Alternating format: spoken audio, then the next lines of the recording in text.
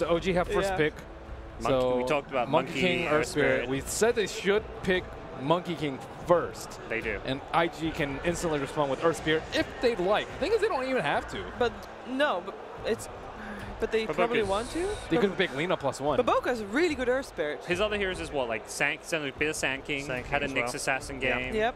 But he'll go Earth Spirit. I like this. Earth Spirit Lina. All right.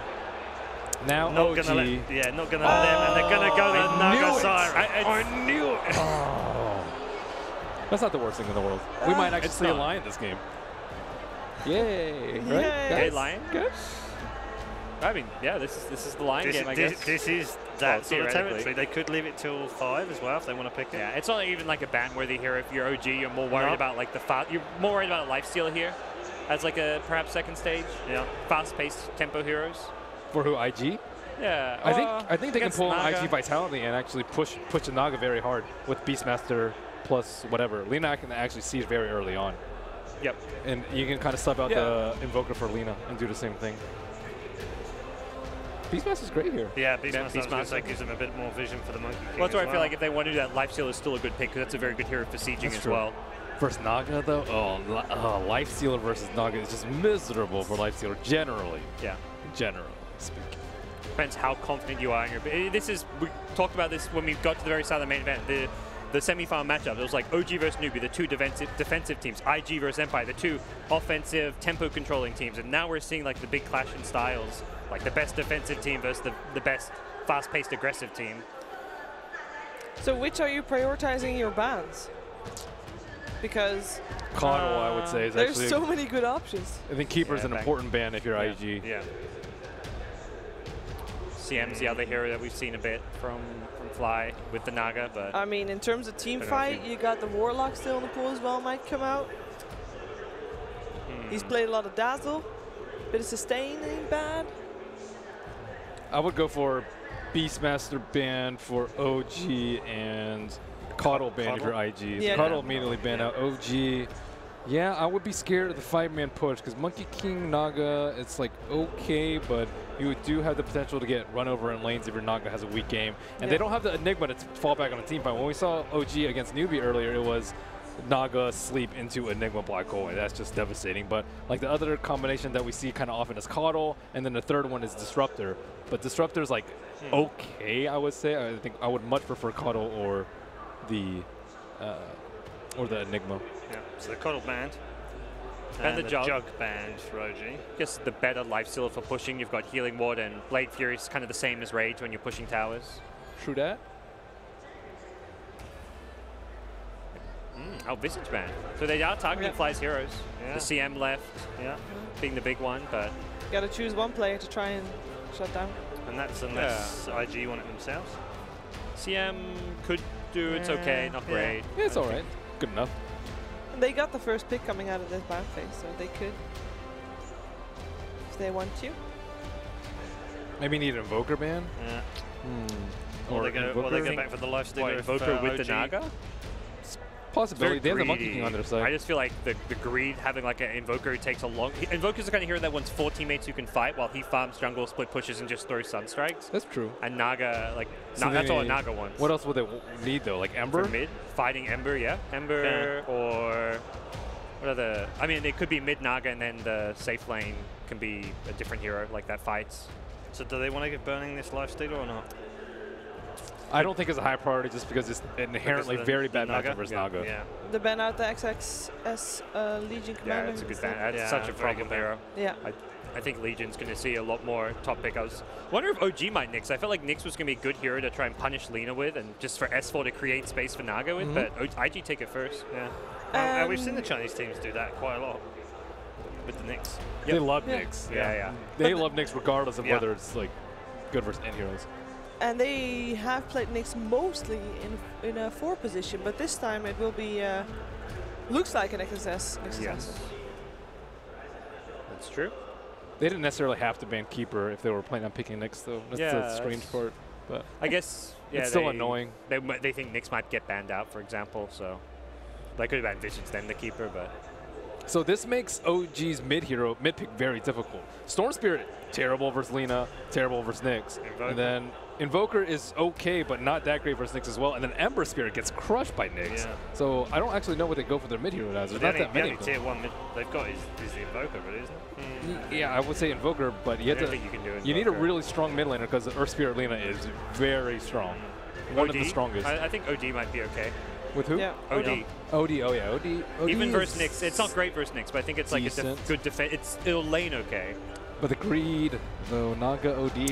Yeah, I feel it's less greedy than the Invoker though. Like That's true. I think the Invoker is just like very hard to pull off with Naga. Team fight coming out from the Warlock, so perhaps they try to get. I've seen them run these drafts where they get Naga involved before she even has ratings. They'll just use that song, win some team fights off of it, and go from there. So maybe that's going to be more the approach. They've got 2 big team fight heroes now with Naga and Warlock. Naga sleep into upheaval. Oh, upheaval, the Nice. MVPs yesterday. Yes. All right. What S4 heroes do you want to get with like a sleep and just this kind of draft? Oh, we are going to see an OP Storm Spirit. So now, offlane is. Does that make Lena support? Correct. Yep. Q's played it, I think, one time this tournament already. Yeah, At least he I did. saw. You're Lena right. support is really good too. I actually really like Lena support. It's good as like a support that can transition into a core as well, and that's something that has to happen against the Naga. You'll just clear out waves and naturally get good farm. That means it's kind of greedy on the supports though. Maybe there's a chance their vision will suffer from that. Their map control will suffer from that. Earth Spirit would be like the 5 position in terms of farm. Yeah. Like kind of likely it's something that like MP did when they had that 1437 lean and he got like 15k net worth just by farming waves. Kind of play it like a coddle a bit. Not sure what OG are considering here. They've got back-to-back picks, so they don't have to save like their carry or mid for last if they don't want to.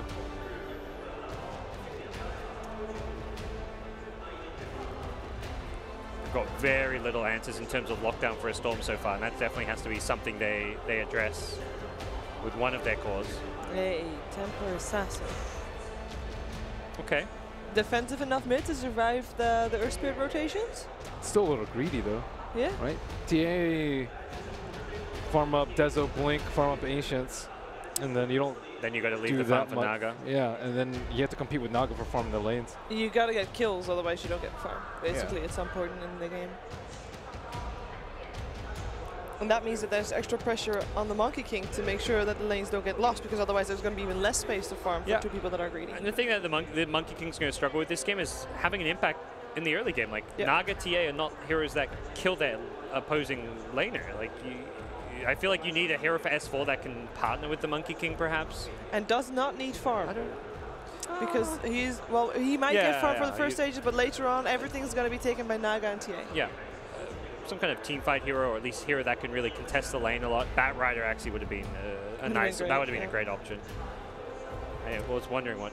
Do they need Dark more Seer lockdown potentially? for the Storm? Yeah, Dark Seer seems okay. Which is okay. Do they need more lockdown for Storm? Because they don't have that much. There's one like At all? Centaur though, Centaur Sloridar, but it's Axe is perhaps Axe? the. Axe is actually pretty I good think here. Axe with Monkey King is quite powerful. Yeah. But you again, IG's going to be able to pick their. That's the tough thing here. IG's going to see your offlane and be able to make sure they get a hero that matches up well against it. But Axe can always just jungle a bit. Morphling ban. Burning still has there's a Centaur. Okay. Burning still has quite a few to choose from. Huh. He wants to the Juggernaut is removed, but other than that, Lifesteal. Anti-Mage, Lifestealer is still in the pool. Lifestealer Spectre versus- still in the pool as well. If they want to just have that insurance policy for later on in the game. TA Naga is not here. He's on a Lifestealer. This looks like an anti-mage game, to be honest. I don't know. No I'm Slark? feeling it. Slark Slark is too? actually good. Yeah, Slark game. Slark's good versus TA. That's probably the most stable option. Not a burning hero, but if I'm thinking of burning hero out of his pool, I'd rather like the anti-mage to like the Lifestealer, for example. It just feels like, again, we've seen anti-mage versus Naga. Like, you're going greedy with Naga, let's go greedy with anti-mage. But I know he did comment after his last anti-mage game, he felt like his anti-mage wasn't up to his normal standard, so maybe he's like lost belief in his anti-mage. Used to be his hero. Yeah. I think he's taken Lifestealer instead though. Decent trade. There you go. Oh, and he actually takes Lifestealer here as well. Well, Good with Storm at least. Yeah. I like IG's draft. A little bit worried for OG perhaps, but at the same time, Some fair amount of greed in here, Ben. From both sides. Yeah. Yeah. We'll go through the predictions. We'll start with Ben this time. Go with OG. They Naga Alchemist, they're huge strengths. Doesn't matter that they don't have a big team fight combination with it, I think. I'm going to agree with Ben just because I think OG they're the clutch team. They win the big matches and they win them with these Naga and Alchemist drafts. This is OG in a nutshell. Okay, Shiva? who am I to go against the great minds of our analyst couch right now? What? What? I called you guys great minds. Am I not allowed? Don't give us that much credit, Okay. please. Who am I to go up against these fools? I mean, Well, 3 for 3. Absolutely. Excellent. Yeah, we stuck together last game. yeah, We'll we stick talk. together Okay, again. okay, I'll go for OG. fine. Haven't been wrong yet this series, so we'll see. if, Ride and die together. Yeah. Yep. All right. Okay. They're all on the green machine to win game number 3. Let's go back to our commentary team for the decider. Thank you very much, Paul. We've all come down to this. IG, it's versus OG. Couldn't be any other way. East meets West in terms of play styles as well. Naga Siren versus, again, a Life Stealer, this time taken as the last pick. Cap, do you think that with that Storm Spirit, the combination that they've got there, it's going to be enough to overcome what OG is throwing out? Oh, yeah. I mean, we were talking about it, right? It was like the opening was definitely OG favored, and IG had to do something to be able to change that. And I think switching up the Lina into a support, you know, like I said, Invoker, turned out to be Storm Spirit. Either way, you wanted a better like scaling kind of mid that you didn't feel threatened. It was like the Alchemist. It was like the Naga Siren. Like you don't want to be under that pressure and just be like forced to try and close out the game super fast. So I like the fact they gave themselves that out. They still pick up the Life Stealer, which is perfectly acceptable because they have a Storm Spirit. I think IG, like the panel all went OG, but I do think IG is capable of closing this out. Like they showed it in game number 2. Like I didn't think I was ever going to see a game in this tournament that closed out under 30 minutes, but IG proved they can do it. Absolutely, and looking to do it again here. It's interesting too because you've got this Monkey King that's sort of been a bit of a deciding one, but you've also got Baboka who's playing on his Earth Spirit, and it's another one of those heroes that he's very well known for. Probably the most known Earth Spirit in China, I'd say, with the exception of dogfights. And he's very talented on it, as we did see that ward placed down early. Yeah, I thought for a second maybe Burning was going to spot that, but I don't think he did. So that is going to be a ward that gets really good vision of the rotations of the Earth Spirit because he does want to, well, I'm not sure if he's needed to help out the bottom lane. It does kind of depend on what our Monkey King is going to be doing. Earth Spirit does not need to try and counter whatever the Monkey King is attempting to do. I'm not sure if he wants to sit in lane and zone out the Nyx Assassin. I think Naga, Siren, and Warlock are going to be pretty capable of doing that by themselves. So maybe he plays a little bit more with the Centaur. Maybe he just sticks on top of the Storm Spirit. As we did see, Storm Spirit, level 6, very susceptible to a lot of ganking power. And also very susceptible like supports like Ogre or Monkey who could just sit in lane and kind of zone you out for the first level or 2. Right. Well, and there's going to be the early bounty runes as well. It was 3 that went to IG. Only the one that picked up was Ana, as we do have that early movement out. And Monkey King, I mean, it does feel as if he's not going to be able to do those same type of zoning shenanigans that we saw before with this dual lane. Earth Spirit sticking up more on the top. They've also gone in with Lina and the Nyx Assassin. I was always wondering if this was going to be a possibility, trying to apply the pressure. Is this something that Naga can deal with? Not really, but you can still recover from it very well. What I like about this a little bit more is the fact that Monkey King, he's like, I'm in this awkward position now. I can't zone out the offlaner like I like to do. I can't roam very freely because my carry's being threatened so heavily. You know, it's just kind of like this weird position. OG are playing a lot of pressure onto the Burning Lifestealer, though. They've got a Centaur Warlock lane against a Lifestealer Lina. S4 is simply just going to have too much HP for them to really be able to go on him. So, I don't think they can bring an Earth Spirit into that lane. It's kind of like the situation for both, right? It's like, I don't think OG can run a defensive tri-lane against what IG's doing in their off lane, nor do I think IG can move their extra support down to the bottom lane to help out against OG's aggression. So it is going to be a bit of a wash in that regard. I think that favors IG, though. If I'm looking at what offlaners and what carries, like the offlaner for both sides, Centaur versus Nyx Assassin. I think Nyx Assassin gets a lot of value out of getting early farm because it's hard for him to claim it in the first place. And then the carry that's being shut out is a Naga Siren. I think Naga Siren's going to be a little bit more affected in the CS charts than Lifestealer, but it is a slight lead right now to No-Tail, so maybe I'm wrong about that. Well, and I guess the other thing, too, though, is that you have your level 6 that comes online with the Lifestealer, and then you can catch back up by virtue of kills, trying to move in and contest No-Tail a little bit more effectively as well. And it's also a situation where this does mean we have a straight-up one-on-one matchup, at least until Baboka comes in with an Invis rune. I do not believe that was scouted either by anybody from the Dire, so there's a chance that he can make something happen here. Looking for the Courier Snipe, will not find it, at least for now. Very hard for a Storm to be able to kill a TA, so I think more likely he's just opting for an attempted Courier kill. Not going to happen, though, as the TA doesn't have anything she wants right now. Just going for a walk in the woods. He's going to be fine with that. Yeah. Stretch the legs every now and then. Slowing down No-Tail's farm, as you said, like Lifestealer has a way to be able to get back into the game fairly quickly with his Storm Surge. Oh, nice roll. Okay, S4. Not enough, though. Yeah, he's just going to be able to walk away from that one. That's the beauty of the Warlock as well, getting heals in. Yeah, you just have to make sure that the Centaur is never below like 75% HP, and I don't think Lifestealer Lina could ever get that kill.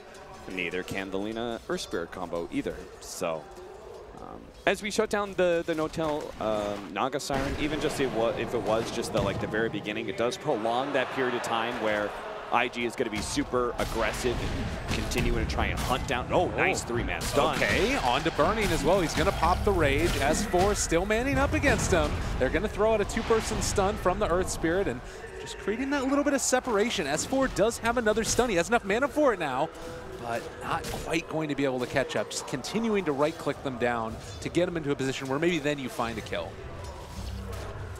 Their tri-lane's not really working out. I think Lifestealer's still kind of okay if they can give him like some sorts of regen.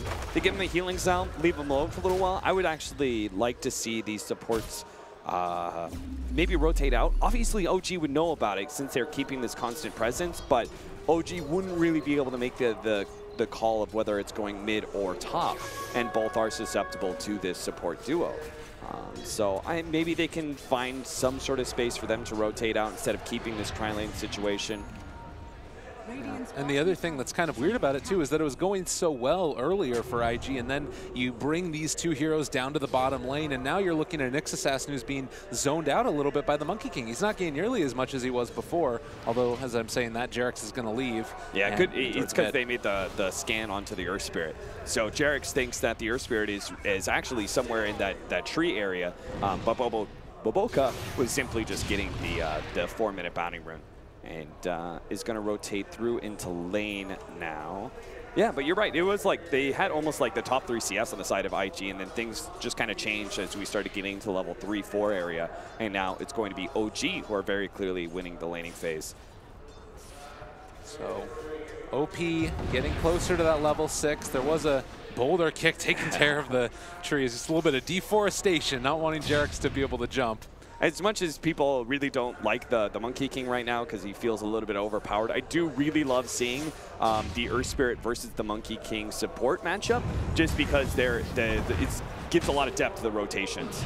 All right, Ana going to be stunned. They need to burn through these refraction charges. They find the stun as well with Q. Going to be able to find first blood. OP draws it. There you go. They're pushing out bottom lane pretty heavily, and then they rotated that Lina into mid. That is exactly the kind of rotation I think they needed to be able to make. The support duo is not very strong by themselves. Individually, you put the Lina bottom and you put the Earth Spirit top, but if you can combine them together, they've got really long initiation range and a lot of damage in CC. So S4 maybe needing to be another one of those holding factors. I mean, the thing is that you get first blood there onto IG, but still the lanes are going quite well, I would say, for OG at this point in time in the game. It's a very even matchup. What do you think is going to be one of those turning points? Do you go for an early Infest Bomb with the Storm Spirit combo? No-Tail, I think he's read the rotation of those 2 supports.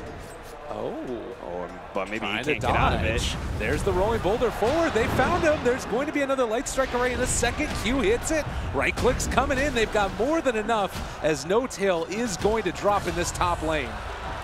Nice job. I think No-Tail, he made the read. It was just perhaps a little bit too late.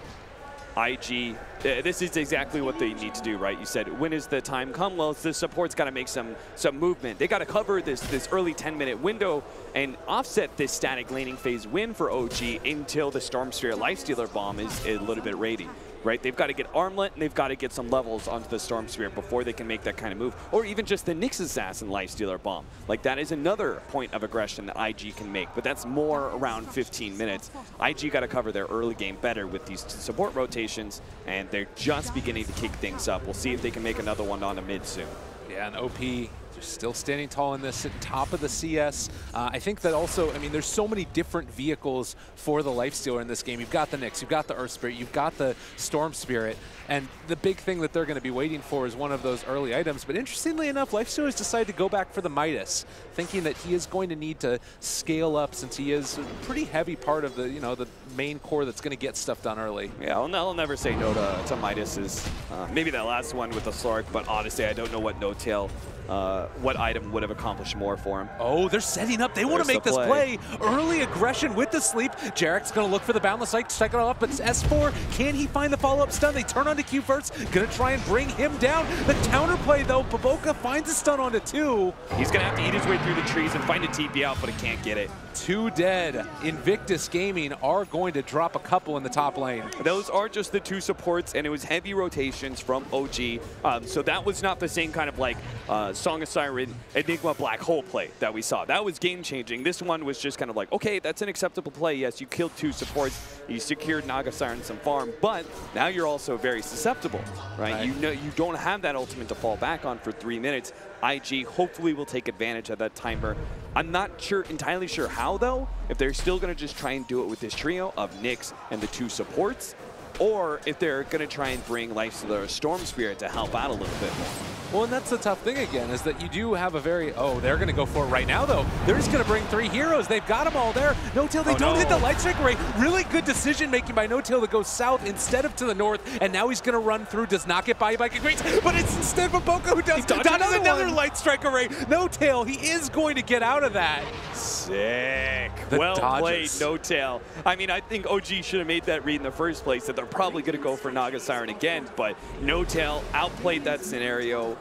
Fantastic dodges the LSA. Q definitely made a couple mistakes there. They had a kick coming up from the Earth Spirit, for example. Maybe he could have waited for that to secure his stun, but that just kills this is now probably 2 minutes wasted, right? They could have just easily made that smoke rotation onto mid and shut down the TA. They went for the Naga Siren instead. Don't even get that kill. And now Ana can start scaling a little bit more too, getting this gold on himself, can farm out this ancient stack that you've been building slightly and get into some early items. As far as more of like the macro sense of this game and where we're going to see it going, do you feel like the Naga Siren Radiance is going to shut down IG and just put a halt in all the push that they want to start out? Is that something that you need to be worried about for IG? Yeah, that timing of the Naga Siren split push is going to be hard for IG to work around. I don't think there's a problem here, right? No. In fact, there is a problem. It's problem for S4. Other way around. They try and take him down. Actually gets the Stampede off. Oh, Burning wanted more. Didn't do enough either. They wanted to go for more stun, just a little bit off the mark there from Baboka. And it looks like OG, they get away with that one. That was very close, but another failed gank. Yep, that was a Raindrop save right there.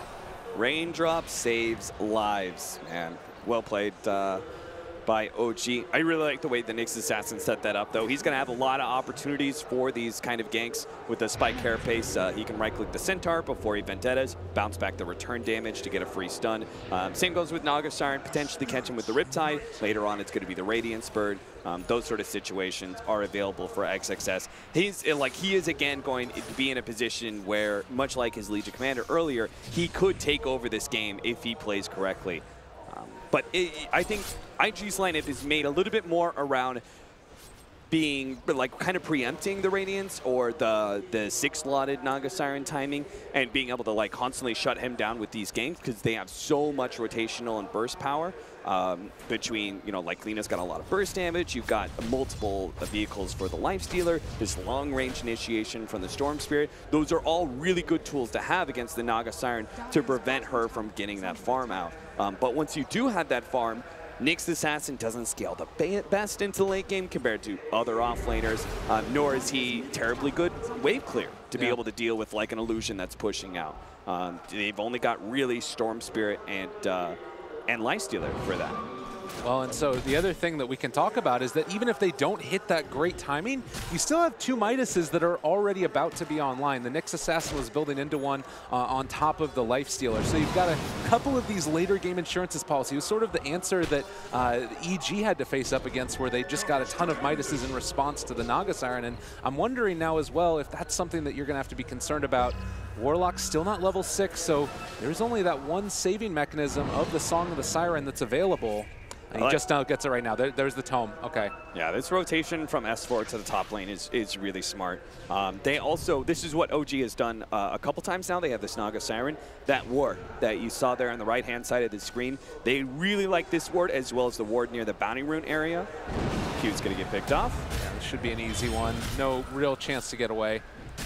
The great thing about that ward is that it oftentimes spots smoke rotations. Right, so the smoke comes in and they get near this tower and maybe they get too close to a hero, but they're hiding under trees, right? They think like, oh, we're definitely not scouted, but that ward really helps with those kind of rotations. All right, they found this TA. Really the play? This feels unlikely to work. And actually slowed down by the Stampede movement speed as they walk through Ana, and now XSS is also in trouble. They throw out a Spike Carapace. It's not nearly going to be enough to create that separation, and OG find another 2. The snowball might start a rolling here. Yeah, this is not a good sign. This is not the Nyx Assassin plays you want to see. Like, he has an opportunity to take over the game, but he is currently being countered quite heavily, and honestly, he just kind of kills himself there by trying to go on a Templar Assassin. Maybe if they were able to wait just a little bit longer, I think Vendetta was running out, but maybe if they were waiting, could wait just a little bit longer until maybe another hero rotates from IG or the refraction's down or something. Yeah. Well, you know, I was talking with Weapus and Scriff in between the games also. I get to watch a lot of the OG games, and they were telling me that one thing that separates OG from other Naga Siren lineups is that they try and get aggressive early with that initial Radiance. And it feels like this is the perfect type of game for it, because a lot of times the other Naga Siren lineups, they'll just sort of sit back, rest on their laurels, try and farm up. But this feels to me like it's a game where you can get aggressive, take down all the towers, and further accentuate that map control. Yeah, certainly. And playing passive also leads you susceptible to pickoffs, right? But if you're playing active, you're probably playing a little bit more grouped up. That could be a way to guard against that. Nice silence. Oh, he's out of mana too. Won't be able to get that song off, and that is a huge kill that IG desperately needed. Yeah, keep that Radiance down. They've kind of messed up a couple of times now, but solid rotation from the 2 supports and OP. It is allowing some of the other heroes from OG to get plenty of farm. Centaur and Templar Assassin, they are looking pretty good. Like comparatively where a Centaur normally would be, 5K by 15 minutes. Very happy with that. And Templar Assassin's topping out the board right now. Almost towards that Deso, and now they're going to be mounting that offensive onto the tier 1 tower in the mid lane. Monkey King, he is still waiting for anybody who hops in. Q just walked into hell, and he is going to die to that one. Burning is also here. Jirek's still very much on the edge of this. They're fighting inside of Monkey King Ultimate. I don't know if that's such a great idea. Ana pops the trap, going to hit the Impale from the low ground. They got it. Is it going to be enough, though? Oh, Solo pops the meld, and they are going to be able to walk away from this. Ana just juked without moving somehow, and now looks like OP is going to be there to play cleanup crew. A second Impale. Oh, S4 no saving way. The day. What? Is Ana really going to walk away from this one? Turns to fight, almost kills Maboka. Miss uphill. No, it's not going to be enough. IG take a kill in return. It was a little bit tough, but they found it in the end. Yeah, like Burning walked away from that. Like he might have missed the one click that would have gotten them the kill a lot faster. Maybe they could have defended tower because of that, right? Because Jarek's, he was just like, okay, you guys are leaving your ultimate. I can't really help out the TA. I'll just right-click the tower. Takes the mid-tier 1. We talked about how important this tower is to a lot of these mobile heroes and some of these later game intelligence heroes too. Both Storm Spirit and Tinker rely on these. OP, of course, will have the shrines to fall back on. That is his first Bloodstone, added Bloodstone charge as well. So there is an added benefit to that Templar Assassin pickoff. And Burning building towards that armlet done. Next item on the list is going to be the Deso. And in your eyes, this is a big window, right? Okay, so We've talk to got me the about armlet, this. we've got the armlet, we've got the Storm Spirit with the Bloodstone. We got to start building up those Bloodstone charges and also giving the Lifestealer a lot of kills with these Infest Bombs. So IG have to, because OG knows this is coming, right? You know these timings, you know what the plan is. So IG do have to disguise some of these push-outs, and OG are actually going to play aggressive into this. This would be such a huge pickup. If you can deny a couple of those Bloodstone charges, they have vision on OP. They're going to see him. He's going by where the tower used to be, no longer there. Boundless Strike to follow up. Ana's in his face. They find the kill. Now Baboka just running away desperately. The Impale going to connect on the 2. They do bring down Jarek. Now trying to find more. Burning right-clicking onto Ana. The damage over time coming in. There's so much magnetized damage coming out. Ana is going to possibly fall. OP is there. He's going back in. They're going to take him down. Another one goes the way of IG, continuing to pull him. Wants the Song of the Silence. They're not going to get him as 4 is going to fall. Baboka, oh, they made it work with a huge magnetized play. Baboka, man. That magnetize was everything to them. Constant damage coming out. The Templar Assassin just couldn't really deal with it whatsoever. It also won back, was it maybe 1 or 2 Bloodstone charges for the Storm Spirit. So that was, yeah, he's back to 11. So the bit of recovery there. It was a good rotation from OG. I'm not sure if they expected IG to be grouped up so much, but either way, like getting a jump onto the Storm Spirit is a fantastic idea. Yeah, and this is the thing too. It's like the Lina situation again. You get that Bloodstone early, and sure, losing those charges sucks, but it does mean you can get back into that fight. And again, the more important things here as well was getting the silences off, making sure that those spells couldn't come quickly enough. Oh man, and what a great fight there for IG. I mean, OG picked up a couple in return, and getting the Storm Spirit is obviously great there as well. Yeah, I'd be interested to see as we come out of this replay, what have IG done with this? I think they were backing up, and I think they took that top shrine. They're fully healed, or mostly healed, and are ready to go again. That said, it's not like OG blew anything massive for that team fight. They still have Song of Siren to be able to work around for this next one. I don't think they give up this mid tower lightly. Yeah, and Bernie taking a good deal of damage there. Oh my God. Okay, OP jumps onto the TA, but the Nice counterplay, kick. oh, they end up stunning him again. All right, Song of the Silence. Can they do anything with this? They don't have Golem right now from Fly. Jarex is going to pop the MK ulti. The stun onto 2. This is pretty decent. OP in trouble, manages to get out on nothing. He's still taking the DOT, though, from that Shadow Word. Does he end up dying? Wants to get to the shrine. It's not Yusil, and he is going to pop in the end. He had one more bottle usage, too, I think, but good chase there from OG. Again, keeping that Storm Spirit. Oh, they're going to get Baboka, too. That's 3 down. Yeah, OG, they're very dangerous with these Song of Siren setups, and IG, they definitely got caught in it. I'm not sure, because they don't have a defensive hero. Right. That was part of the problem with opening with this Lina and transitioning it into a support. It's like you only have aggression from there. So they don't have a saving hero to prevent the Storm Spirit or one of these other cores, like maybe Nyx Assassin, from just being instantly bursted by the Song of Siren combination that comes out, because they're almost always being Boundless Strike, right? That's going to be a big stun. He's always going to be able to line up. They have the potential Golem to lay down. Q's probably dead here. Oh, a little bit off the mark. They are going to hit a Light Strike array. Q just going to run away. Okay, Got him. Sure, why not? just get out of there. I mean, that happens on occasion. So the other thing there as well is that this is pre-Radiance, and that last fight was also without Golem. And they still managed to win that engagement. It's distressing, yes, but IG, again, just play the time. It's like, okay, you're going to lose some of these fights.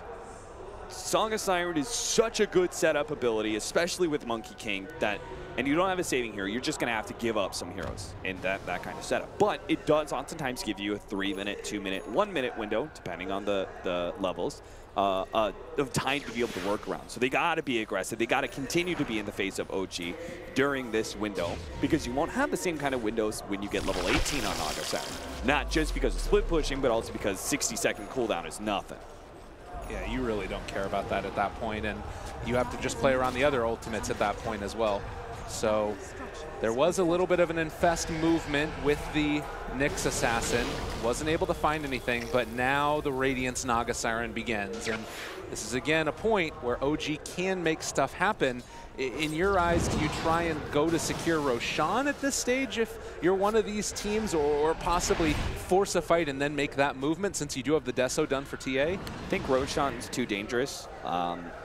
IG need to make a smoke movement that allows them to take that mid tower, and if it's good enough, maybe they can back up and take Roshan off of that. But otherwise, I think Roshan is too dangerous for either team. IG is more capable of doing it, but they're facing a Song of Siren and could just straight up lose the game. While OG, they're not as capable. I guess they do have the TA with the Deso, but it's not really worth the risk, I think, in my mind. They're already winning the game. Ooh, OP almost gets caught. They break the trees. Nice play, and is going to be able to bring down and kill off that Monkey King. Ana went on to Q, but now Burning is there. Does have the Deso, able to blink away because of those refraction charges. And Q actually almost going to die to those Naga Siren illusions. Yeah, good thing he popped that shrine pretty early. Recognized that the danger was still going to come from those illusions. So OP, 8 Bloodstone charges. Doesn't feel terrible, but certainly not great. Yeah, he's not happy. You really need that early Orchid as well. Cannot, because he just straight up loses if we have a Manta from the Naga Siren at around the same time as you get your Orchid. It's like, okay, that item doesn't, it's still going to do some things for you. It's still going to be able to allow you to initiate and like catch, maybe you silence the Centaur and you go on the Warlock, or maybe you just use it to burst down the Warlock or something like that. It's still going to be useful, but the full use of that item was supposed to be to shut down the Naga Siren and prevent this, at least slow down this 6-slotted Naga that's going to come. Yeah, and I think also it's worth noting that it's the Naga Siren going actually for the Boots of Travel, so there's going to be an extended window where the Storm Spirit can make these types of plays and you know, find himself a pickoff. Also, here in the jungle, we do have XSS. They don't, well, they are going to go on to S4. There's the easy setup, easy impale, and S4 going to be an easy kill. Can they find something on the turn, though? TA is blasting Burning. The stun is not going to be there. Burning dies. They throw in a Magnetize, and that will, at least for the moment, dissuade, but actually do have the haste rune. They're going to call it off. That was a good dodge there with his haste rune, dodging the incoming boulder. Oh, he's diving. He's going to just destroy Q and impale to turn it around. Do they have enough damage here, though? You still have Fly in the area. Drops the Golem of full Fatal Bonds. XSS needs to be careful. He's dropping so quickly. They find a triple kill for Ana. Oh, and wow, they have just completely blown open this game. Yeah, they certainly have. Now OG, like a fight like that, I think you can probably take Roshan because you still have the security of the Song of Siren if IG try and rush you with only like 3 or 4 heroes. So the Desolator's going to make pretty short work of that. They're doing it as a team as well, which I really like, to speed up the process. Yeah, that's that opening that we were talking about that they needed to get. So Storm Spirit, oh, they break the Monkey King. Storm Spirit's jumping from the other side of the map. OP has caught him. Song of the Siren to secure Roshan. Can they get out after the fact, though? It looks like they're just immediately going to go for the TP on No Tail. And OP doesn't have the mana to work with to chase some of those other heroes, so it kind of worked out just like we were talking about, right? IG still tried to rush him with 4 heroes. They get a pick off, but the security of Song of Siren allows them to claim that Aegis, and that Aegis is really important. IG need that pickup. OG don't. Like, it's just not a necessity to their strategy, but IG need to be able to have the aggression from the Storm Spirit, allowing them to dive in deep and catch these heroes without fear of reprisal. So is this going to be one of those games, though, where IG's Midas is the fact that you're not getting as much on some of the other heroes from OG, they maybe start to fall off at all? Is that a concern that you might have for the OG lineup? It's not terribly concerning because Warlock is still impactful without a whole lot of gold. Okay. I'm a little bit concerned that Monkey King doesn't have his Hand of Midas yet, but I'm sure he'll... Oh, no, he's actually just going phase, and so he's going, like, I want to have an impact as early as possible, and I think that does make a lot of sense considering IG's biggest window is 25 to 35 minutes. So I can respect that. I think in general they're just comfortable with the late game, even with the Hand of Midas is on IG. They're, like, TA is getting the farm she needs. Ultimately, I think OG want to be able to close out this game, actually, around like 45 minutes. I think their window when they are the strongest is 35 to 45. we start going past that, and maybe it swings back around for IG's favor, simply because of Storm Spirit. It's hard to say, though. The Templar Assassin, it's harder to judge how that hero works late game because of the level 25 talent, the extra refraction charges. That 3 extra instances does that a lot. And she is incredibly high level as well. Because it could be 6 extra instances, right? If you get 2 of them off in a fight. Well, there's Fly. He's out of mana. He's in trouble. Stomped. Yep, another kill going the way of OG.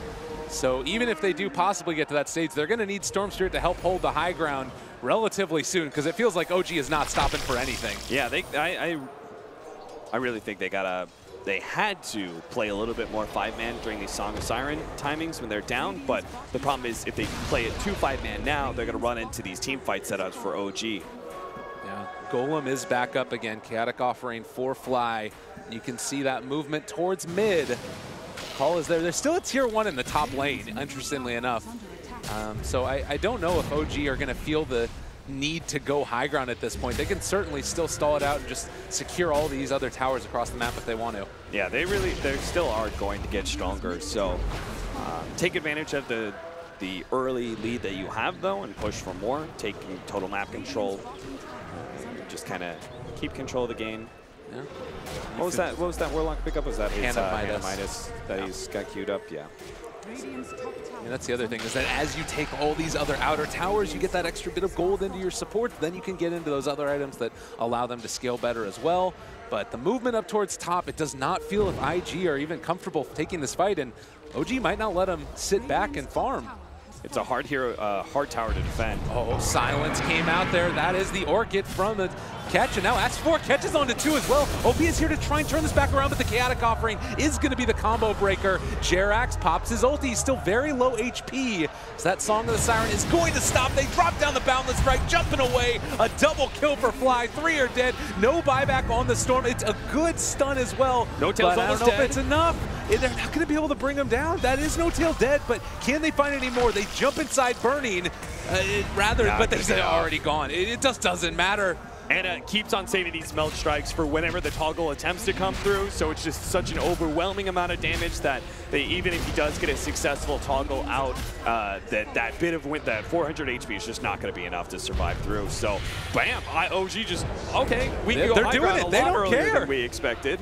I mean, S4 is there. They get the stun. There's upheaval to hold back the rest of IG. It's hard to come and contest this. They don't have their big ultis, but the Golem, as well as Honor right clicks, might be enough to secure this tower.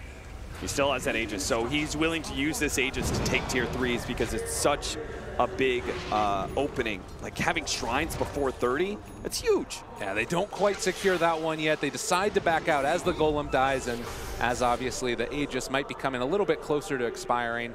I'll have to see, of course, what the exact timing is on that. But yeah, that Orchid pickup as well, the reveal of it on the Nyx Assassin. Yeah, great choice. I mean, he's going to use that Orchid anyway for his late game build, right, with the Bloodthorn. So smart, an extra way to be able to shut down the Storm Spirit, who with the Bloodstone Orchid, he's on 4 Bloodstone charges. Yeah. Oh no.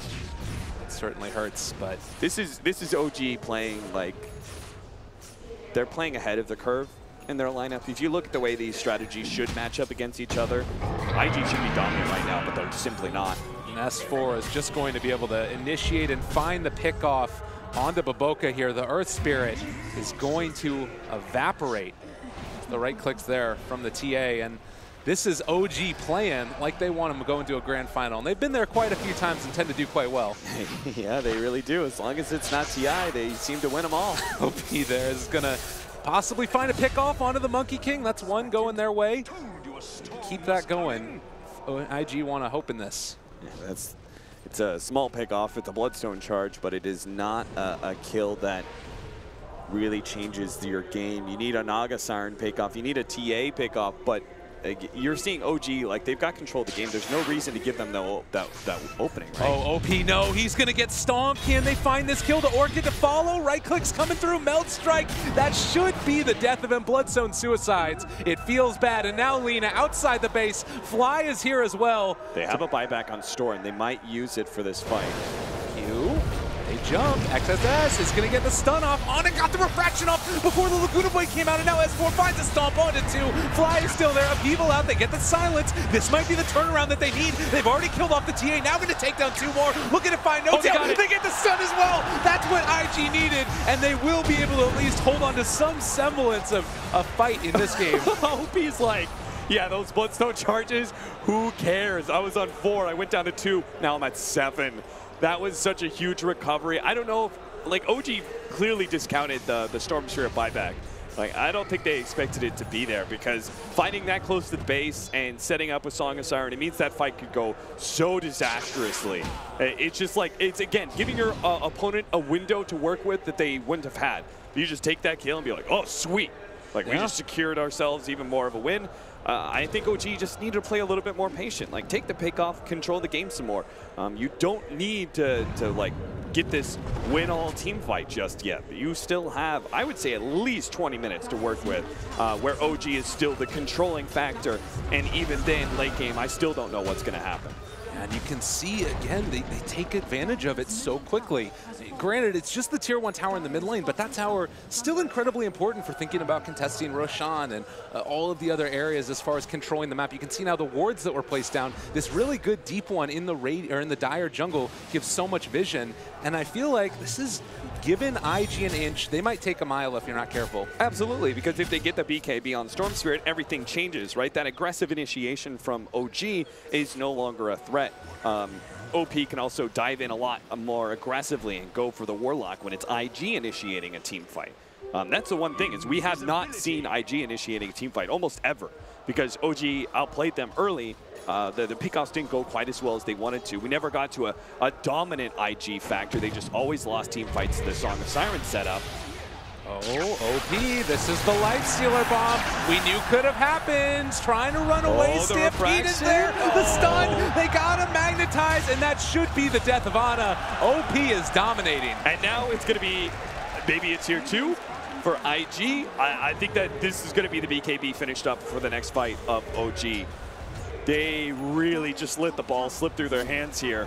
This is such a scary moment as well, because this is a tier 2 tower that's going down. TA is gone for 60 seconds. No buyback. They're thinking about making this.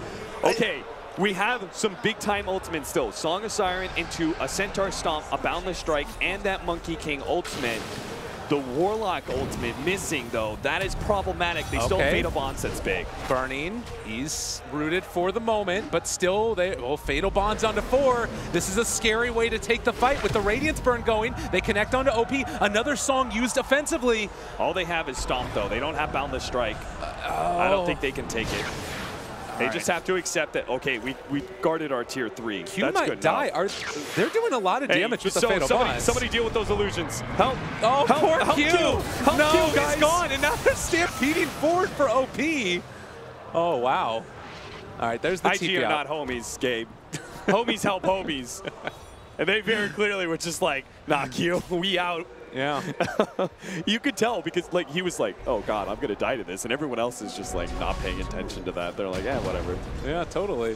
I mean, it's a little bit unfortunate. It's but trials of support play, honestly. That's what happens when you're Alina. Oh, nice roll out there. Boboka getting just enough distance for his Blink Dagger to come up. Dodges away from OG, trying to claim an extra kill after that Lina. Look how much space IG have to work with now. They were practically closed in inside their base, right? They lost to Storm Sphere just outside their tier 3. All of a sudden now they have almost not half the map control, let's say a third of it, and they're going to be able to, yeah, the OP is going to get his BKB, I think, before the next fight.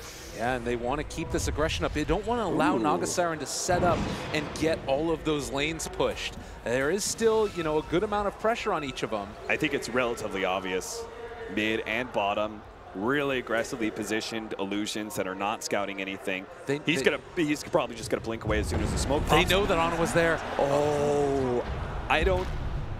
That ward that was up there spotted him go into the meld strike, but they couldn't quite get there in time. I think they had to judge the smoke distance a little bit better and try and position the Nyx Assassin farther forward and try, I don't know, it was just like such a good play from Ana. I don't know how IG counterplays that very well. It'd have to take some extreme coordination.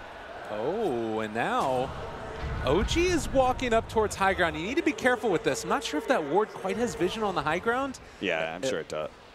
Yeah, there it is. It is there. Okay. But does look like after those two smokes are both going to fail. And this is the thing that I think IG wanted to avoid, was when your Naga Siren illusions are constantly spamming out the wave, because now it's a lot harder to come and contest this Roche. Yeah. Should be a freebie for OG. I think they probably try and wait for the BKB. Uh-oh. XXS, I say.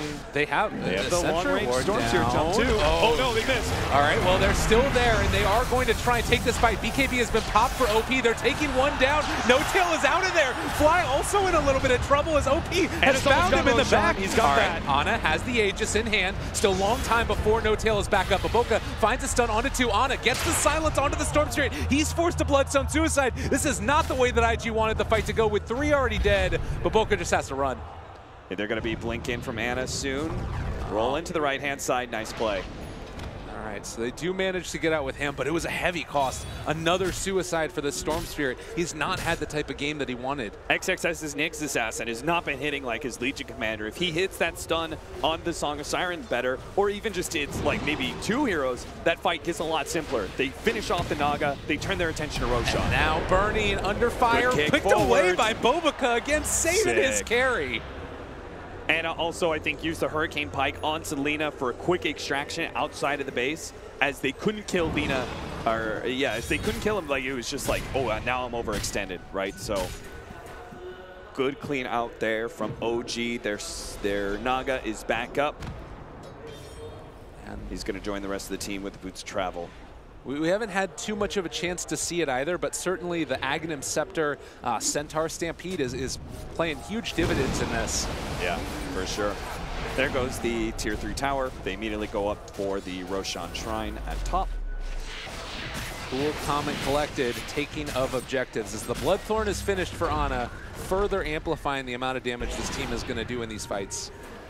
So the Octarine, and actually Naga Siren not going back, is going for the Diffusal Blade as opposed to some more of the tanky items that we occasionally see in Aftermath. Do you like the choice here against the Storm? And I think it's like I'm never gonna really call out Naga Siren players and their item choices, because I think they have a very unique view of the game, and they've got this kind of feel. He feels like Diffusal Blade is his best option. There's some Ghost Scepters around.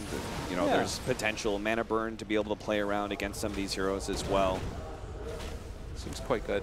So Nyx also, he's going to be going back for the Ags. They've got these items that allow them to further hold high ground. It does sort of feel similar to one of the games that we casted a bit earlier. But I'm kind of wondering again that like BKB for Storm Spirit, I'm wondering when that's going to come into play, if maybe they've lost the opportunity for them to get aggressive. Yeah, they used it in the last Roshan fight, and it was just enough to finish off the problem was they had to commit so much extra mana. When you force the Storm Spirit to jump, and then he has to use another jump to actually finish off the hero, that it just becomes like not poor mana management, because he had to do it, but it just means that the hero's not going to remain relevant in the team fight. And you saw, he was like, okay, I'm out of mana. My BKB's wearing off. I'm just going to be caught by this Templar Assassin. So yeah, I think their window with that BKB is now going to be solely based off of like high ground defense. OG, they are open to kind of poke and prod at these Tier 3 towers. Split it up, let the illusions deal with the side lanes, let Ana poke at the Tier 3, and just kind of wait until there's a good opening for them. This is just so hard to deal with, the constant spam, and you can send them over to the lane that have the racks exposed already. Ana's starting to take this tower. There's not a great answer to it. No, there certainly is not. Look at Q again, he's just getting ran down by these illusions inside his own base behind the Tier 4s. He can't even be safe there. So in order to defend this, IG, they have to stop this up at some point, right? They have to jump out. So it's Storm Spirit or Nyx Assassin with the Lifestealer Bomb that jumps. Do they go Naga Siren, right? Because they had to invest so much to catch the Naga. Do they catch the Warlock, right? Because that's a very quick kill that they can take during their BKB and Rage timings, kind of ignoring the Song of Siren. Right. That seems to be probably the best play that they could do. But then you also have the issue of S4, and he can throw out his Stampede, which makes that separation. Maybe you silence S4 and then go on to fly. That's hard though. You can't give the like too many of those options because OG are keeping pretty spread, right? You're not gonna be able to really initiate on multiple heroes at once. And the whole time through, while you're trying to figure out what's the opening, your tower is falling. It's just this ease of execution that OG have as far as taking the high ground where they slowly chip away at it, and you're left IG wondering at what's your answer. Range racks is too. That top range racks, now the mid range racks, they're gonna be chipped away by these illusions. There is, like, OG, they have so many objectives they can slowly take. There's no reason to try and force this, right? They could systematically go through tier 3, tier 3, tier 3, range tracks, range tracks, range tracks, right? They could just constantly do this. And then it's going to be the question of, like, okay, now we have to take melee raxes. But first you do this, take the easy gold, right? You're going to have a huge gold lead once you've taken all the tier 3 towers and all the outer shrines away from this IG team. Yeah, and now with OG with a 12,000 roughly net worth lead, you're looking at a situation where IG need the perfect fight and OG need any other fight possible, because that's the only thing that's really going to allow them to pull it back here. And they certainly can't take a fight outside of the base either unless it's a pickoff, which this lineup does well. Yeah, I think there's opportunity for like showing Storm Spirit and going for like a 2-man smoke gank with Nyx and Lifestealer or something like that. I'm not sure if they can ever do a 5-man smoke, you know, because their lanes are always hemmed in. There's always vision for OG to be able to work around. If they notice that there's just not heroes on the map, they're going to just play passive. They're going to play a high ground area and just wait for you to crash into them. And also the warding that's come in by OG, this lane ward that we saw in the earlier series is going to be taken out with the gem. Yeah, that's super smart. They need it at this point. It's the only way they can get outside the base. Definitely what was needed. And oh, there's the jump here. Oh, Q. He's been the bullied hero this game. It's been a tough one for him. Poor Q, man. He's taken this hero because he gave them a better opportunity to win with this shift and a scaling mid and Storm Spirit, but it is going to be a very delicate support to play this game. Okay, here's a way to start it. If they can separate and kill off the Centaur, he does die before the Golem goes out. This is about as good of a fight as you could possibly take, but now No-Tail has shown up as well. They don't have a great way to take this outside of starting it with Jarex, and there's going to be initiation. BKB comes out, still gets bashed by the Wukong's command. No. Now held in the net. It's all gone wrong for OP. Does manage to barely walk out of that one. So they saved the life of their If they can get back to a shrine, they can still probably jump out. I think OG are smart to just smoke and run, but Ana's going in. Bobica, he's taken a lot of damage from that Bloodthorn. Won't end up popping to the burn of it, but they will at least dissuade IG from following any further. Yeah, that actually takes so much for them to be able to deal with these illusions. Because the supports, their magic damage just isn't enough to be able to pop it a lot of the times, and you only have 2 cores to really right-click it, Lifestealer and Storm Spirit. Those are also your hero killers, so these illusions do a lot to dissuade IG from ever pushing out in opportunities like that, right? They backed up, they had all 5, they shine, they get pretty high health, they still can't push out with these mobile heroes and catch OG. So it's looking to be much of the same story where you've got to look for an opening, a pickoff, and it did work in that instance. They found that Centaur, took him out before Fly could come in and be that counter initiator with the Warlock, but now and Burning getting chased down here, was able to get away from the silence. XSS, he's not going to drop either. A very awkward situation. Burning still feeling like he can take this fight. He has found No-Tail. There's a lot of heroes grouped up right here for IG. And Ana is under fire now. Jarex comes in, gets a really good stomp. It's going to try and turn this back around. Flies there as well. They wrap down the Wukong's command, but OG is just too strong. 3 are already dead. This is looking like OG ready to take this one. OP, if he had got a better jump forward, if it was onto the Naga Siren, maybe that fight would have been a lot different, but he just expended so much mana to do no damage to the side of OG.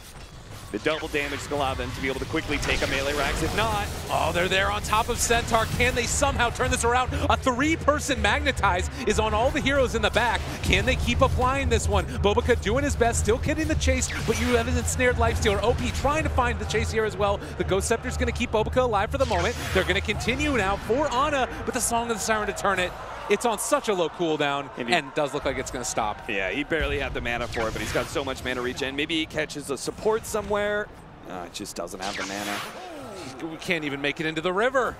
OP doesn't have the answer. The Bloodstone, it's so low at this point, and he has to come back, try and defend the towers. There's never an out. Trying to look at IG and how late game falls out for that. I'm talking like super late game, right? 60 minutes plus. I'm not convinced that they can actually... Templar Assassin's not supposed to be the best late game hero. Very fragile.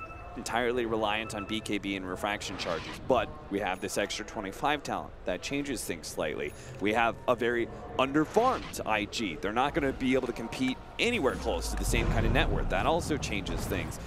We have some supports on the side of IG that are not going to be nearly as effective as Warlock and Monkey King. That's another thing that OG actually have to their advantage in late game. So even if you're dealing with a Storm Spirit late game, and especially close to his base, I'm not sure if Storm Spirit by himself is actually enough to win super late game for you against OG's lineup. It does really feel like that Naga pick so heavily countered out what the initial things were from Invictus Gaming that they've been playing from behind ever since that pick in the draft. So a lot of answers and a lot of more so questions for IG as they're setting up and getting ready for the next Roche fight. No-Tail continuing his movement. There's a jump across the other side of the river. The rest of them are spread out, but that Ags Centaur ulti keeping No-Tail alive. Will it be enough, though? They get the counterplay, but that is going to be No-Tail down. There's so much damage coming out. OP almost dead, is going to eventually fall. They've also controlled out Burning, continuing the chase. Ana is there. Good kick forward. So many force staffs, but can they do it? A huge impale. XSS, but where's the damage? They just don't have it. They end up life strike by the golem, but still they're bringing down the TA. They are going to find that kill. Can they get more? Well. Need to stop him from being able to jump into the trees, but they can't close the distance. Nice jump away. Oh, it's two huge kills. You take down both of those cores, but is it enough in your eyes? It is going to... I can't even say this with confidence. It might be enough for them to take Roshan. The double damage, that adds a lot. Look at the barracks, though. They're still being assaulted. Yeah, I was figured there might be a buyback here. They don't want to give this Aegis away. Somebody jumped in fast. Now XXS has got to carry this Lifestealer to safety. They've invested the buyback. That gives them the Aegis, right? I think you accept that.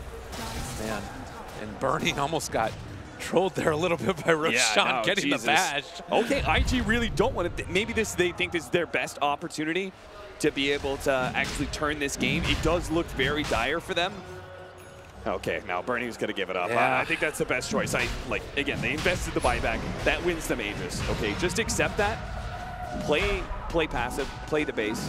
When they go high ground, right? Aegis is not that. I kind of feel like the buyback is better at this point in time. Yes, it gives you a second life that is immediately in the team fight, but if the team fight is bad enough and you just you die and then you're just going to come back and die again, then boom, you don't have buyback. You're dead for like maybe close to 2 minutes. Right. That is a big window for IG. Even if it doesn't let them take an objective, it's a big window for them to at least farm and take map control and at least buy some time for them to try and work towards this super late game. Their supports just are not transitioning, though. That is a big-time problem. Bobaka's trying to get the Aghanim Scepter, and that would be huge for high ground defense. I don't think Arlena's really going to ever transition into a right-click ever in this game. It's probably... Well, he's kind of looking. He's trying to get the Ethereal Blade right now, and he went for the spell amplification. So I don't think there's any plans. He's probably just going to get like Ags and stuff and just try and be something that eliminates a hero. Yeah. Well, and I'm thinking about, too, the way that these next couple fights play out. You talked about buybacks. Storm Spirit did use his, so he has his on cooldown again for another 2 minutes here. You have that Aegis on Ana. So if you can somehow break through the 2 lives of Ana, like you said, you have this window where he's not going to have that buyback, dead for a while, and you can start taking the rest of these objectives. But it's a big if, and again, the team fight has to be perfect from IG. It probably means OG. If they want to play it super safe, they just wait like 3.5 minutes, let's say, before they force that Aegis fight. So then their buyback is, a minute away. It's not like a real dire circumstance. Yeah. Another smoke play now. Ana's been playing so spectacularly this game. So they're going to move in towards mid. TP in from No Tail as well. I wonder if they're doing this because they know the buyback timer on the Storm Spirit. Maybe they want to force this fight in the next minute or so and try and take advantage of that timing. They also probably know the Storm Spirit doesn't have a whole lot of gold to work with. We know that he doesn't even have anywhere close to buyback gold, even if he did have the timer to his favor. It does seem a little bit peculiar trying to make this movement since they're so far ahead. We've talked about how the late game is really good for them. They are going to blink away there. Do not catch out Ana on his TA. But again, if you find a pickoff at this point, the game's over. So it's quite strong. Look at him. He's starting rolling these illusions. These supports just can't handle it. Okay, another jump. And he's so quick. Yeah, and those refraction charges too, 9 of them online. And he's moving down towards the bottom lane now. They've pressured in each of the others. No Tail is sending his illusions up towards the top side as well, where Burning has to deal with them, as well as mid, hitting the range barracks. And there just isn't a great answer. They're just completely getting ratted. Yeah, this is what we're talking about, right? Tier 3s and range racks are probably just going to be chipped. Oh, stun, Bloodthorn out, Storm Spirit going to be pursued by that. The BKB keeps him alive, and now the counterplay with the Force Staff, keeping S4 alive. Song of the Siren, this is going to be a big fly ulti if they can time it together perfectly. There's the stun that comes out onto 3, starting to take down Burning. They've jumped to fly, but he's already used his ulti. Lifestealer did manage to infest inside, and is going to walk away from this one, so not the full amount of damage that they might have want done. Maybe they can get the melee racks though. That's still a big win. Nice double LSA with the double follow-up stun. They try and burst down the Monkey King, but it's just not enough. But maybe Ana, they could possibly get till #1 on him, but the ensnare is too much for the Storm Spirit to work with. It's a good magnetize. Burning is going to end up dropping low though, and Ana and a couple more clicks. He's got the Aegis. It's actually Fly with the right click that kills off Burning. Oh, Captain, my Captain, kill off Burning. The tier 3 is going to fall. And it looks like possibly with no buyback on Storm, no buyback on Nyx, at least for a little while, OG could think about sticking around. Yeah, OG, just compose yourself a little bit. You've got time to work with.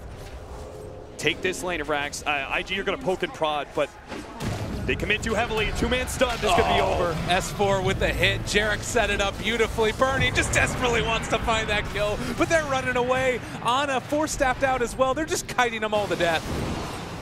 Boba. Oh, yeah, let's go Scepter. Too easy to go there, but Burning doesn't have a range to work with. They're going in again. Monkey King ulti. It's come off cooldown. Everybody's dead. Invictus Gaming. I think that they might have lost it. GG is called, an OG going to be the ones moving to a grand final. And you can see that happiness on their face. And I'm sure even though the crowd a little bit upset about it, they're giving their clap. They like good Dota, and they know they're going to see it in the grand finals. Yeah, I know everybody's impressed with OG and the play in this tournament. How can you not be? This was, I feel like, the first time that they were challenged a bit, right? The Visage definitely was something that IG were able to deal with. Game 2, they showed a very fast play style where they were able to close out the game, probably one of the fastest games of the whole entire tournament. I think there were a lot of good things about IG here. It's just OG is a world-class team. You expected them in the grand finals. You probably expected them to win out in the upper bracket. It's okay. IG can still come back. I think that the experience they got out of this series is going to be good for them. Well, and the first team to really test OG, the first team to push them to that ultimate state. So I can't wait to see what happens when we get through into that grand finals. We're going to have to wait for that, though. There's still a lot more matches to play. Now it's time to head back to the panel, see what they thought about that upper bracket finals. Thanks very much, Liverpool and Capitalist, with the match commentary there. Thanks very much, gents. Yes, it is green that paints the grand final, at least for one side of it anyway. OG coming through a very tough match against IG, and they had to be patient in that third game. Let's find out from Shiva, Gods, and Melina what they made of it. Ben, we'll start with you. Good performance from OG again. They are hard to break down. They are hard to beat as well. But IG have shown us in this series that they're vulnerable still. Definitely so. Naga and Alchemist seem to be their main tools to victory. I think they're really good about comboing with the Naga too. Like Monkey King Naga is not a typical combo Centaur Naga even. Centaur Naga. That's a hard stun to land out of the sleep. But they did it consistently, Gods, as well, didn't they? We were remarking, you made the point that it's actually, the timing of it is very, very difficult to get it absolutely right. Yeah. And yet they did it multiple times. Against the Storm Spirit, you've got to get it perfect or he's going to bowl away. And yeah, they just kept on getting that instant stun on Storm, killing him a few times out of the sleep. Here's one of them. The first one. One of the early ones anyway. Yeah, beautifully done. even though the hoof stomp doesn't really get off that time, but still. They actually got away with that as well, didn't they? We were quite surprised. He eventually dies, but yeah, he does go down. I think overall, OG showed a very strong early game. It's something that testaments to Maboka had a really good earth spirit, but he wasn't able to get as much done in the early game as he was in other games. And I think IG normally like to play that early game fairly aggressive, but this time OG was the aggressor, and they played that really well. IG came back though. They made OG work for it real hard, and it at some point looked like there was a chance of them coming back for it as well. Yeah, and the same way that IG showed that OG can be beat just based on playing well, I think OG also showed they're not a perfect team, because they felt like they rushed a few things this game. It wasn't a perfectly executed game by them. Considering how good a start they had, they won the laning stage, they were doing really well. Naga got picked a few times, but still the good Radiance timing. Around those Aegis pickups, it felt like they should be able to win fights, push high ground, but that wasn't the case. That said, we're being picky on what is potentially the world's best team right now.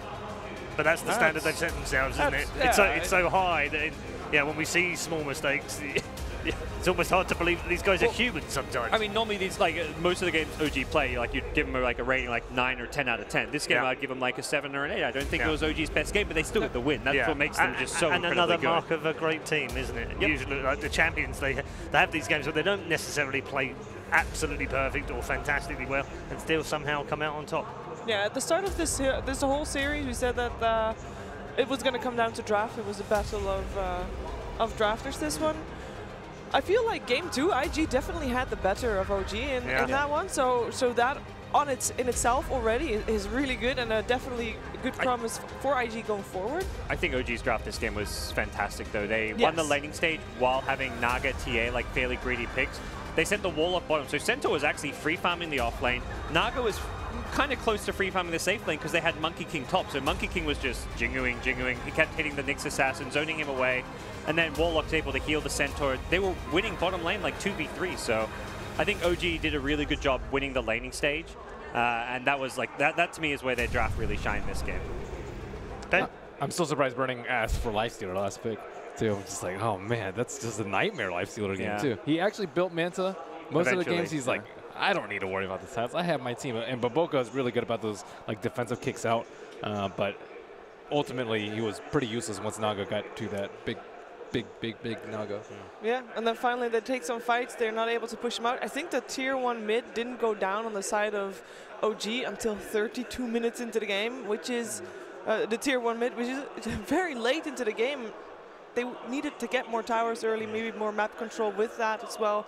And once they started winning, I think they won one fight where they actually got a lot out of it.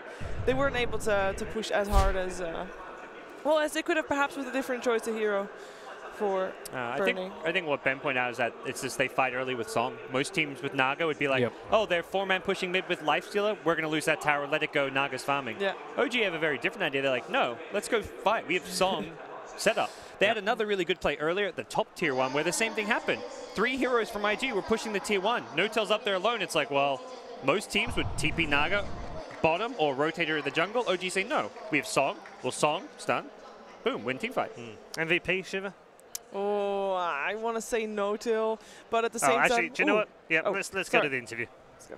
Game 2, I noticed myself, I was shut down by them completely. I was level 1 for 2 minutes by their Monkey King, so we had to kind of break their playstyle in game 3 and make more space for me and pressure Burning.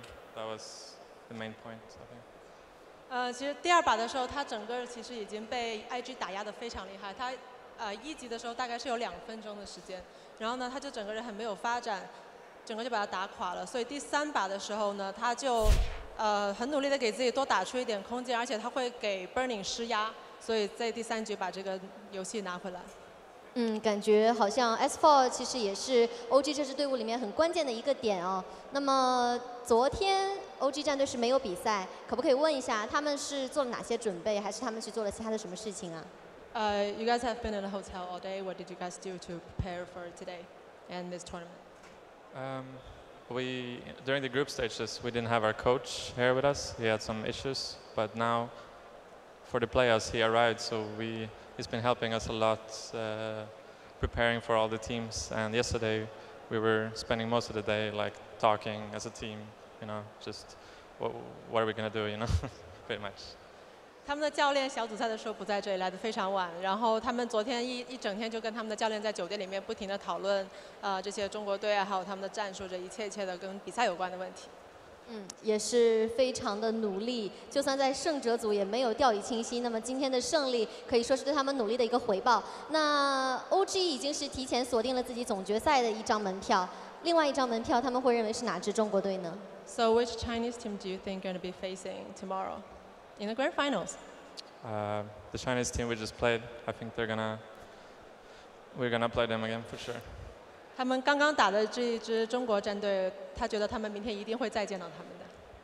好的，那我们现场观众也是希望大家用掌声来祝福这支 OG 战队。非常的不容易，无论是国内的队伍还是国外的队伍，在我们本届 DAC 上面都有非常亮眼的表现。那么我们也是稍事休息，来进入到下一场的比赛吧。The Chinese played suggests to me that S4 is not entirely sure who he's just played, but they won anyway, Yes. which is kind of cool because it means they almost don't care who they play. I don't know, maybe I'm reading too much into that. He looked very relieved. Like he almost felt like he was stressed out, but like we actually won. And I think the OG guys showed a lot of respect towards IG. Like they're normally a team that's fairly quiet, like on Twitter and stuff. But for the first time, like all event, they're all tweeting like big match tomorrow. We're playing IG in the winner bracket finals. Like this is gonna be really tough. Cheer for us and stuff. That's what OG are normally like going into a match at a LAN event. Like I mean, obviously a big one. It gets them in the grand finals, but they really did show a lot of respect for IG. And you saw how they reacted in the booth as well. After game 2, we saw that the mood was down. As for not a smile, like obviously they just lost, but then you have this third game. They won it. They were hugging. They were actually relieved and happy to be having beaten IG, as if the confidence maybe perhaps wasn't there at the start of the series. Yeah. Should we wrap up this one with an MVP?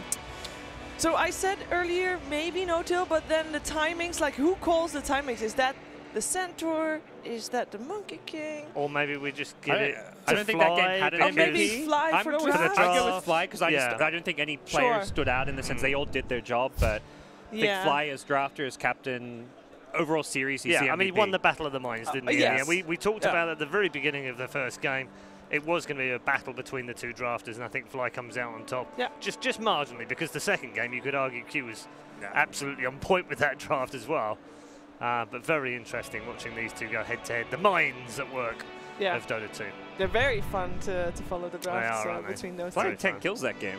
Yeah. Well, that's pretty good for a 5-position support, Like, what? I'll just chip in with I'll just chip in with a few kills here and there, no problem at all. Thank you very much to all three of you. We are going to take a quick break right now. When we come back, we'll move on to our final classified series of the day. And I'm saying that because don't forget, we also have the All-Star match all coming up.